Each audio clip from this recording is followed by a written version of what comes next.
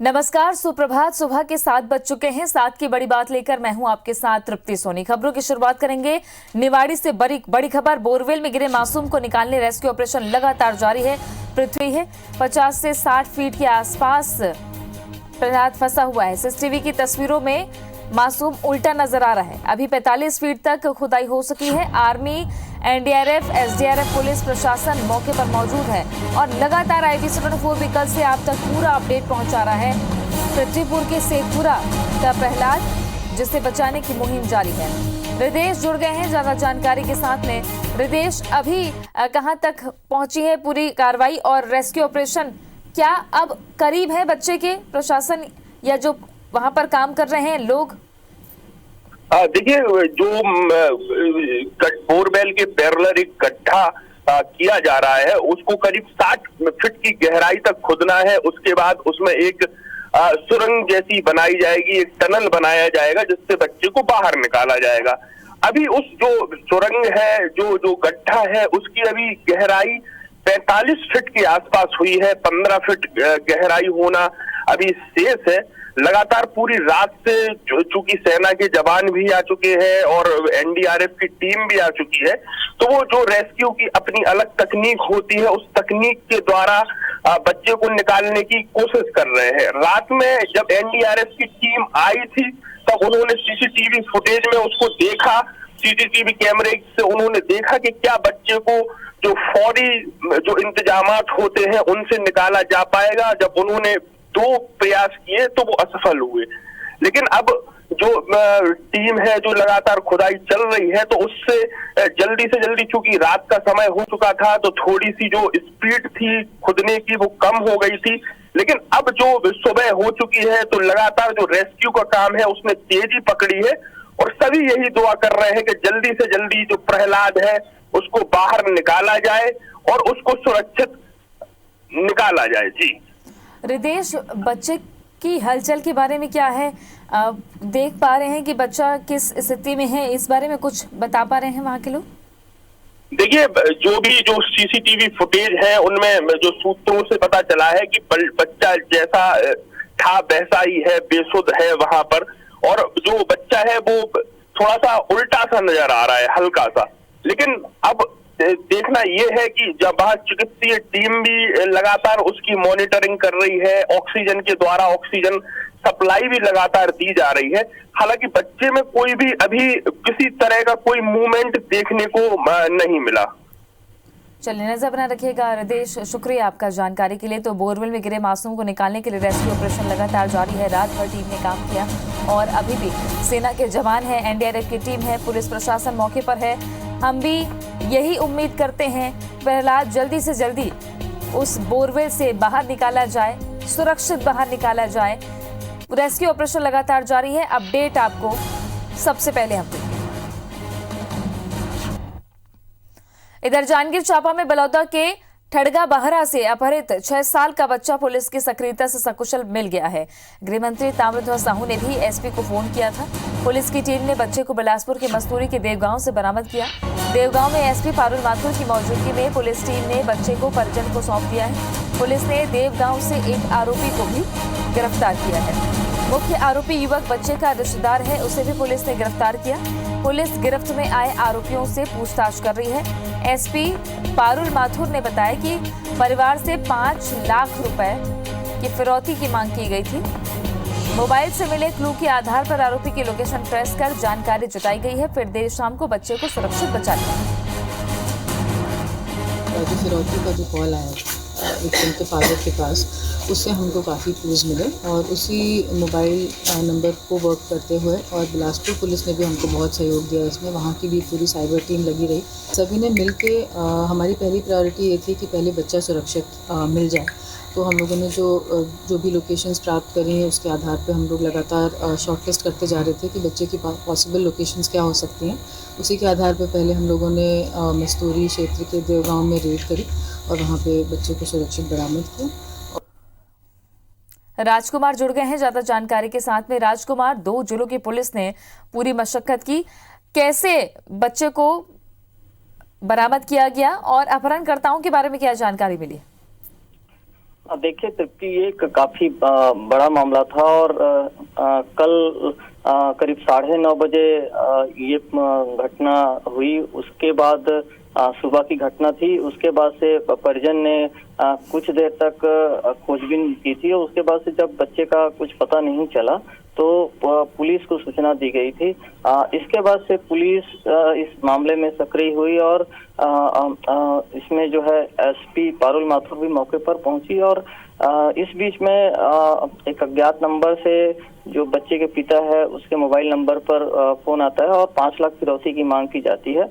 इसी के माध्यम से जब पुलिस मोबाइल नंबर को ट्रेस करके पुलिस की जांच आगे बढ़ती है और एसपी पारुल माथुर के द्वारा 4 टीम गठित की जाती है और ये 4 टीम अलग अलग क्षेत्रों में जाकर के जो बच्चे है उसकी जो है तलाश करती है। इसी बीच पुलिस को सूचना मिलती है कि ये जो बच्चा है वो बिलासपुर जिले के मस्तूरी क्षेत्र के देवगांव में संभावित है। उसके बाद से वहां पर मौके पर दबिश दी जाती है और इसके बाद वहां से सुरक्षित सकुशल बच्चे को बरामद कर लिया जाता है।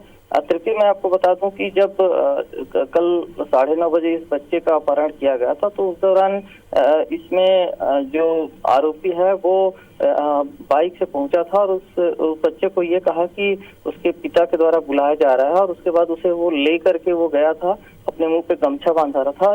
तो एक काफी संगीन घटना को अंजाम दिया गया था। ये एक राहत की बात रही कि बच्चा सकुशल रहा और उसे देर रात को एसपी पारुल माथुर की मौजूदगी में यहाँ पर पलौदा के ठड़गा बहरा ला करके बच्चे को सकुशल परिजन को सौंप दिया गया है। तो इसमें पुलिस ने काफी सक्रियता और तत्परता दिखाई और जिसकी वजह से बच्चे को सकुशल परिजन को सौंप दिया गया है। शुक्रिया आपका राजकुमार जानकारी के लिए। खबरों में आगे बढ़ते हैं। रायपुर से बड़ी खबर, आज किसानों का चक्का जाम देखने को मिलेगा। 10 नवंबर से धान खरीदी की मांग को लेकर किसान चक्का जाम करेंगे। केंद्रीय कृषि कानून के विरोध में प्रदर्शन भी होगा। किसान सभा समेत 30 से ज्यादा संगठन शामिल होने जा रहे हैं। प्रदेश में कई जगहों पर प्रदर्शन होगा जिसको लेकर पूरी रणनीति तैयार कर ली गई है और आज से किसान धरने पर बैठने वाले हैं। 10 नवंबर से धान खरीदी की मांग को लेकर किसान चक्का जाम करेंगे। स्टार जैन हमारे सहयोगी ज्यादा जानकारी के साथ जुड़ रहे हैं। स्टार, धान को लेकर राजनीतिक दलों में रार पहले ही देखी गई, लेकिन अब शुद्ध रूप से किसान संगठन मैदान में। देखिए, लगातार किसानों के सामने एक संकट है क्योंकि जिस प्रकार से पहले खरीदी होती आई थी, 1 नवंबर से धान की खरीदी होती थी, इस वजह से किसान उम्मीद में था कि इस साल भी 1 नवंबर से खरीदी होगी और बहुत से किसानों ने खेतों से अपने धान की फसल काट के इकट्ठा करके रखी थी। लेकिन अब सरकार ने 1 दिसंबर से खरीदी का निर्णय लिया जिसके कारण किसानों के सामने बहुत संकट आ गया क्योंकि एक तो सामने त्यौहार है, ऊपर से धान के भंडारण की स्थिति किसानों के पास इतनी नहीं है। यदि इस बीच में मौसम खराब होता है, पानी गिरता है तो जो फसल कटी हुई फसल है, जो रेडी फसल है, वो खराब होने का डर है और ये तमाम मुद्दों को लेकर किसान संगठन आज सड़क पर उतर रहे हैं। अभी तक सिर्फ राजनीतिक बयानबाजी हो रही थी, इसमें आरोप प्रत्यारोप के दौर चालू थे, लेकिन अब किसान संगठन खुद सड़क पर आ रहे हैं और आज छत्तीसगढ़ में बड़ा प्रदर्शन होने जा रहा है। खासकर राजधानी रायपुर में कृषि महाविद्यालय यानी कृषि विश्वविद्यालय के पास ये नेशनल हाईवे में चक्का जाम करने की भी इनकी योजना है और कुल मिलाकर एक प्रकार से कड़ा विरोध सरकार के खिलाफ यहाँ पे किसान संगठन करने जा रहे हैं कि जो धान खरीदी है वो 10 तारीख से शुरू की जाए क्योंकि सामने त्यौहार है। यदि खरीदी होगी तो किसानों के पास पैसा आएगा और वो पैसे से कहीं ना कहीं वो त्यौहार मना पाएंगे। वैसे भी कोरोना संक्रमण के चलते लगातार लोगों के पास आर्थिक स्थिति खराब हुई है और खासकर जो बीच बीच में बेमौसम बरसात हुई थी जिस वजह से हमने देखा था काफी किसानों की फसलें बर्बाद हुई थी। तो ऐसी स्थिति में किसान के सामने आर्थिक रूप से बड़ा संकट है और इसी वजह से वो चाह रहे हैं, वो मांग कर रहे हैं कि 1 दिसंबर के बजाय सरकार 10 नवंबर से ही धान की खरीदी प्रारंभ करें। और आर्थिक संकट कहीं मजबूरी न बन जाए कि किसान औने पौने दाम में अपने धान बेचने को मजबूर हो जाए, क्योंकि देखा जाता है कि छोटे किसान ही मजबूर होते हैं और बड़े किसानों को लेकर के अलग अपनी राय होती है। बहरहाल अब देखना है कि किसान संगठन अगर मैदान में हैं तो सरकार पर कितना दबाव पड़ता है और खरीदी क्या पहले शुरू होती है दिसंबर के। शुक्रिया आपका स्टार जानकारी के लिए। भोपाल से बड़ी खबर, आज मोहन भागवत भोपाल दौरे पर है। 7 नवंबर तक दौरे पर मोहन भागवत रहेंगे। क्षेत्रीय कार्य समिति की बैठक को संबोधित करेंगे मोहन भागवत। मध्य क्षेत्र के संघ पदाधिकारियों की बैठक भी लेंगे। मोहन भागवत का दौरा भोपाल का 7 नवंबर तक मोहन भागवत भोपाल के दौरे पर रहने जा रहे हैं। आज क्षेत्रीय कार्य समिति की बैठक को मोहन भागवत संबोधित करेंगे। मध्य क्षेत्र के संघ पदाधिकारियों की भी बैठक लेंगे। संघ प्रमुख का मध्य प्रदेश दौरा लगातार सुर्खियों में रहता है और इस बीच उपचुनाव से पहले, उपचुनाव के बाद नतीजे आने से पहले भी संघ प्रमुख का ये दौरा बेहद खास माना जा रहा है। मध्य क्षेत्र के संघ पदाधिकारियों की बैठक लेंगे। आरएसएस की बैठक को संबोधित करेंगे मोहन भागवत। 7 नवंबर तक मोहन भागवत दौरे पर रहने वाले हैं। क्षेत्रीय कार्य समिति की बैठक को मोहन भागवत संबोधित करेंगे।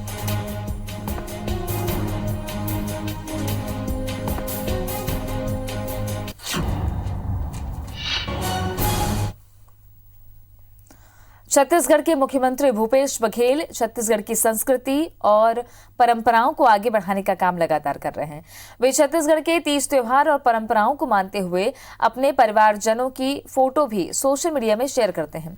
मुख्यमंत्री भूपेश बघेल ने एक बार फिर से छत्तीसगढ़ की मान्य परंपरा से संबंधित एक फोटो शेयर किया, जिसमें उनकी धर्मपत्नी और बेटे फसलों की लुआई का काम पूरा होने के बाद बढ़ौना करते हुए दिखाई दे रहे हैं। मुख्यमंत्री भूपेश बघेल ने यह ट्वीट उस समय किया जब वे कल बुधवार को बिहार के चुनावी दौरे पर थे। उन्होंने ट्वीट में लिखा कि मैं चुनाव प्रचार के लिए इस समय बिहार में हूं। हमारे छत्तीसगढ़ में खेतों में फसलों की लुआई पूरी हो जाने के बाद कटाई को अंतिम रूप देना बढ़ौना कहा जाता है। सीएम ने लिखा कि बढ़ौना को परंपरा प्रायः घर की मुखिया द्वारा होती है। आज मेरी धर्मपत्नी और मेरे बेटे ने इसे पूर्ण कर तस्वीरें भेजी हैं। मुख्यमंत्री भूपेश बघेल बिहार में चुनावी सभा को संबोधित करते हुए केंद्र की मोदी सरकार और बीजेपी नेताओं पर जमकर बरसे। उन्होंने चुनावी सभा के माध्यम से बीजेपी नेताओं और केंद्र सरकार पर कई सवाल दागे हैं।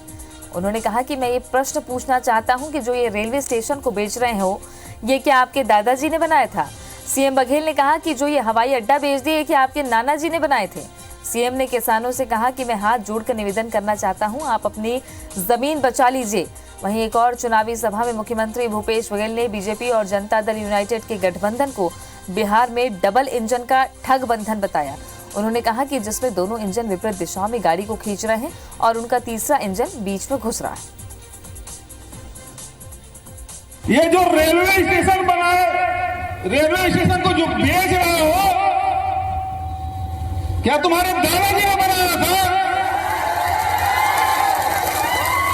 ये हवाई अड्डा किसान नेता चरण सिंह के नाम से लखनऊ में जो एयरपोर्ट है, वो बिक गया अडानी के नाम से। ये तुम्हारे नाना जी ने बनाया था। रेलवे स्टेशन बेच दिए, एयरपोर्ट बेच दिए, तेल के खदान बेच दिए, लोहे के खदान बेच दिए, स्टील प्लांट बेच दिए। अब नजर है किसानों के जमीन पर, आपकी जमीन, आप अपनी जमीन बचा लीजिए। मैं आपसे हाथ जोड़ के निवेदन करना चाहता हूं, आप अपनी जमीन बचा लीजिए। मध्य प्रदेश सरकार लव जिहाद के मामलों को लेकर सख्ती के मूड में है। मुख्यमंत्री शिवराज सिंह चौहान ने कहा कि मध्य प्रदेश लव जिहाद के मामले बर्दाश्त नहीं करे जाएंगे। यहां पर उन्होंने कहा कि प्रदेश में जल्द ही लव जिहाद के लिए खास और सख्त कानून बनाया जाएगा। बता दें कि मध्य प्रदेश में लव जिहाद के मामले सामने आने के बाद सरकार एक्शन मोड में है। मंत्रालय में हुई समीक्षा बैठक के दौरान मुख्यमंत्री शिवराज सिंह चौहान ने गृह विभाग को निर्देशित किया है कि ऐसे मामलों पर शुरुआती दौर में ही सख्त कार्रवाई होनी चाहिए। मध्य प्रदेश सरकार ने यह भी तय किया है कि विदेशी पटाखे, खासकर चीनी पटाखे, मध्य प्रदेश में नहीं बेचे जाएंगे। साथ ही देवी देवताओं की तस्वीरों वाले पटाखों पर भी प्रतिबंध लगाने का दावा गृह मंत्री नरोत्तम मिश्रा ने किया है। उन्होंने अपील भी की है कि लोगों को ज्यादा से ज्यादा कोशिश करनी चाहिए कि दिवाली पर स्वदेशी दियो और लाइट्स का इस्तेमाल कर वोकल फॉर लोकल को बढ़ावा दें। प्रेम के नाम पर विवाह करके धर्म परिवर्तन का षड्यंत्र रचने वालों के खिलाफ मध्य प्रदेश में कठोर कानून बनाया जा रहा है। ऐसी गतिविधियों को हम बर्दाश्त नहीं करेंगे और कानून बनाने की प्रक्रिया मध्य प्रदेश में हमने प्रारंभ कर दी है और जल्दी ये कानून सामने आएगा। जो देवी देवताओं के फोटो लगा दिए जाते हैं बारूद के ऊपर, उनके नाम से जो देवी देवताओं के नाम से फटाके बना दिए जाते हैं, उसको भी तत्काल प्रभाव से हमें रोकना है, बैन करना है। मध्य प्रदेश में सरकार के कर्मचारियों को त्योहार के मौके पर विशेष राहत देने की मुख्यमंत्री शिवराज सिंह की घोषणा पर वित्त विभाग ने आदेश जारी कर दिए हैं, जिसके तहत नवंबर 2020 से 31 मार्च 2021 के बीच 40,000 रुपए या इससे कम वेतन पाने वाले सरकारी कर्मचारियों को 10,000 रुपए का त्योहार अग्रिम राशि त्योहार के वक्त मिलेगी। इसके लिए राज्य सरकार विशेष त्योहार अग्रिम योजना लागू करने जा रही है। इसके साथ ही शासकीय सेवकों को स्वीकृत 7वें वेतनमान के एरियर्स की तीसरी और अंतिम किस्त के 25% राशि का भुगतान भी नवंबर महीने में ही हो जाएगा। विशेष त्योहार अग्रिम योजना के तहत संविदा, स्थायी कर्मी, दैनिक वेतनभोगी और शासन से 100% अनुदान से वेतन प्राप्त करने वाले अर्ध शासकीय संस्थाओं के कर्मचारी भी शामिल किए गए हैं। स्थानीय निकाय और अन्य निगम मंडल के कर्मचारियों के लिए संबंधित निकाय इस योजना को लागू करने के संबंध में निर्णय करेंगे। भिलाई के छावनी थाना क्षेत्र के कैंप 1 में पुलिस ने मुखबिर की सूचना पर ब्राउन शुगर, 20 किलो गांजा और एक देसी कट्टा के साथ आरोपी प्रशांत को गिरफ्तार किया है। नशे के कारोबार पर नियंत्रण लगाने के लिए दुर्ग पुलिस लगातार कार्रवाई कर रही है।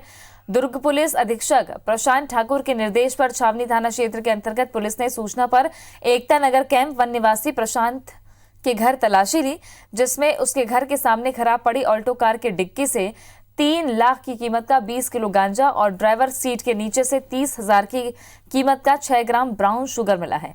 वहीं घर की तलाशी पर 5 पैकेट में गांजा और एक देसी कट्टा भी बरामद किया गया। सूचना मिली जिसके आधार पर रेड किया गया और प्रशांत मिश्रा नाम के लड़के को पकड़ा गया। उसके पास से 15 किलो गांजा गाड़ी की डिक्की में, उसके अलावा उसके घर से भी गांजा बरामद हुआ है। उसकी गाड़ी में ब्राउन शुगर एवं कट्टा तथा कारतूस भी बरामद किया गया है। राजधानी रायपुर में एक बार फिर मामूली विवाद के चलते नशे में हत्या का मामला सामने आया है। मंदिर हसौद थाना के ग्राम पीपर हट्टा में सुनसान स्थान पर मृतक किशन गिलहरे का अधजला शव और जली हुई गाड़ी मिली। पुलिस ने चंद घंटों में 2 नाबालिग समेत कुल 5 आरोपियों को गिरफ्तार कर लिया है। आरोपियों ने साक्ष्य छिपाने की नीयत से मृतक की हत्या कर जलाने का प्रयास किया था। पुलिस ने आरोपी के पास से मृतक का मोबाइल फोन और घटना में प्रयुक्त चाकू भी जब्त किया है। पुलिस के मुताबिक मृतक किशन अपने मामा के घर रहकर मजदूरी करता था। रात तक घर नहीं पहुंचने पर खोजबीन की गई, जिसके बाद सुबह एक व्यक्ति का शव और एक्टिवा वाहन मिलने की सूचना मिली। पुलिस की पूछताछ से पता चला कि मृतक का पीपर हट्टा के नाबालिग युवक से विवाद हुआ था। पुलिस ने आरोपी पूनम ठाकुर, प्रकाश निर्मलकर और राहुल वर्मा समेत एक अपचारी बालक को गिरफ्तार कर लिया। मंदिर हसौद थाना क्षेत्र में हत्या का मामला सामने आया है। पुलिस को सूचना मिली थी। पुलिस फॉरेंसिक और साइबर की टीम वहां पे मौके पे गई थी और वहां व्यक्ति की उसकी हत्या करके उसको जलाने का भी प्रयास किया गया था और स्कूटी, उसकी जो स्कूटी थी, स्कूटी को भी जला दिया गया था। इसमें मर्ग कायम कर लिया गया है और प्रथम दृष्टया मामला संदिग्ध था, हत्या का संदेह था। इसमें हमारी टीम लगी हुई थी। कुछ संदेहियों की भी पहचान की गई है और सभी से पूछताछ की जा रही है। बहुत जल्दी इसमें हम आरोपियों को गिरफ्तार कर लेंगे। राज्यपाल अनुसुईया उइके स्वामी विवेकानंद तकनीकी विश्वविद्यालय भिलाई में महिला सशक्तिकरण विषय पर आयोजित वेबिनार में शामिल हुई। उन्होंने वेबिनार में महिलाओं को आत्मनिर्भर बनाने पर जोर देते हुए कहा कि भारत में माता हमेशा पूजनीय रही हैं। समय के साथ कई कुरीतियां भी भारतीय समाज में आ गई, लेकिन जब भारत स्वतंत्र हुआ तो शिक्षा के प्रसार के साथ जागरूकता आई और सामाजिक कुरीतियों को दूर करने का प्रयास किया जाने लगा। छत्तीसगढ़ में बस्तर से लेकर सरगुजा तक महिलाएं स्वयं सहायता समूह बनाकर अपने पैरों पर खड़ी हैं। राज्यपाल ने महिलाओं के प्रति हो रहे अपराध पर समाज को जागृत होने का आग्रह करते हुए कहा कि सबसे पहले परिवार में बच्चों को महिलाओं के प्रति सम्मान की शिक्षा देनी चाहिए। इस अवसर पर विश्वविद्यालय के कुलपति सांसद छाया वर्मा, महिला आयोग अध्यक्ष किरणमयी नायक, लोकसभा सांसद ज्योत्सना महंत और शिक्षक उपस्थित थे। इस तरह की स्थिति क्यों है, उनको कैसे सशक्त किया जाना चाहिए, आर्थिक रूप से, सामाजिक रूप से, ये तमाम सारी विषयों को लेकर और पूरे देश भर में मैंने ट्राइबल वुमेन का विशेष तौर पर उनकी सशक्तिकरण की दिशा में मैंने एक बहुत बड़ा अध्ययन किया था। मैंने पूरे देश में 6 रीजनल ऐसे वर्कशॉप किया था। साथ की बड़ी बात में आज के लिए बस इतना ही। आगे देखिए छत्तीसगढ़ी भाषा में खबरों का बुलेटिन। हमार बानी हमर गुड राहुल के साथ।